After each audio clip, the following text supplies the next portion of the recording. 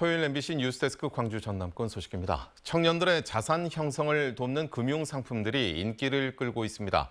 상대적으로 자산 모으기에 관심이 적었던 청년 세대에서도 적금 등 금융 상품을 통한 재테크가 필수가 돼가고 있습니다. 조현성 기자가 보도합니다. 집값과 주식시장이 크게 들썩인 최근 2, 3년. 가계대출의 급증세와 함께 청년층의 대출도 크게 늘었습니다. 지난 2019년 7,300건에 머물렀던 광주은행의 청년층 가계대출 건수는 지난 2년 동안 해마다 8, 90%씩 폭증했습니다.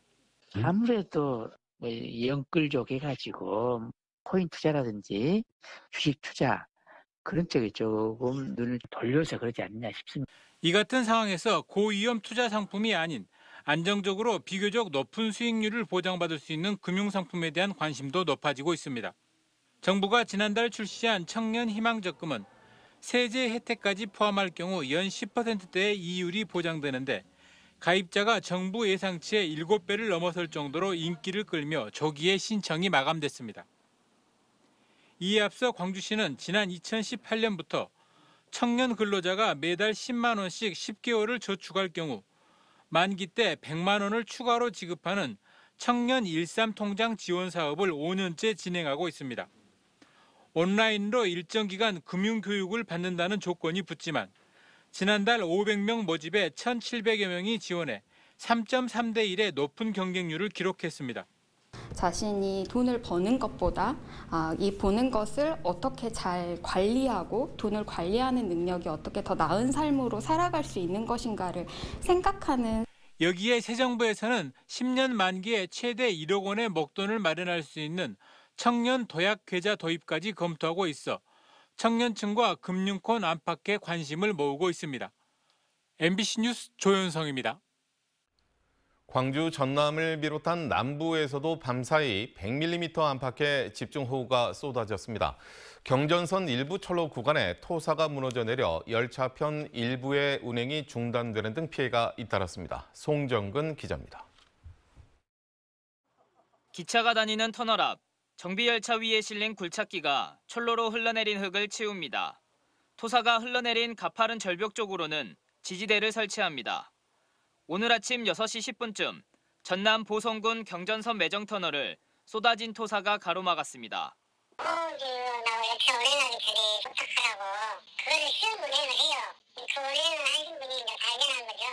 집안이 약하고 경사가 급한 구간에 100mm가 넘는 폭우가 쏟아지면서 순식간에 흙더미가 떨어져 내린 겁니다. 다행히 열차 운행 전이라 인명피해는 없었지만 경전선 열차 운행이 중단됐습니다. 광주 송정역에서 순천역으로 가는 무궁화호 등 4편은 출발하지 못했고 목포에서 부전으로 가는 열차 등은 대중교통과 연계해 운행하면서 승객들이 불편을 겪었습니다.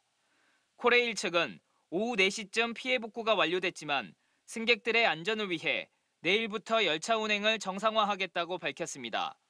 밤사이 130mm 넘게 쏟아진 집중호우와 강풍으로 광주 전남 곳곳에서 피해가 발생했습니다.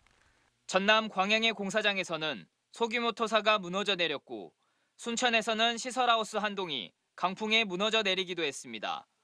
광주에서도 건물 외벽이 덜컹거린다는 신고가 접수되기도 했고 공사장 울타리가 넘어졌다는 신고가 들어오기도 했습니다. 하룻밤 사이 쏟아진 폭우와 강풍은 광주 전남 곳곳에 생채기를 남겼습니다. MBC 뉴스 송정근입니다.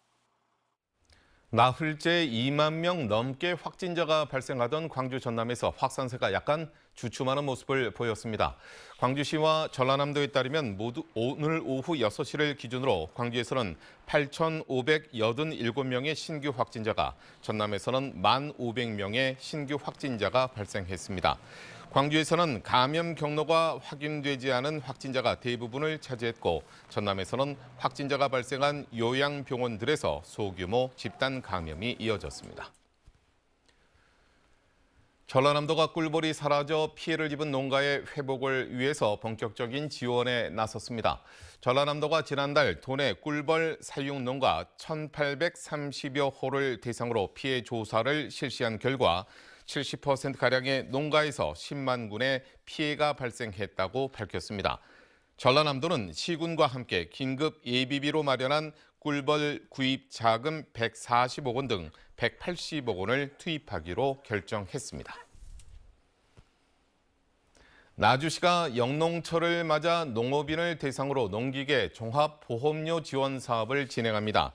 나주시에 따르면 일반 농업인은 보험료의 80%를 기초생활보장수급자와 손해배상을 받을 수가 있습니다.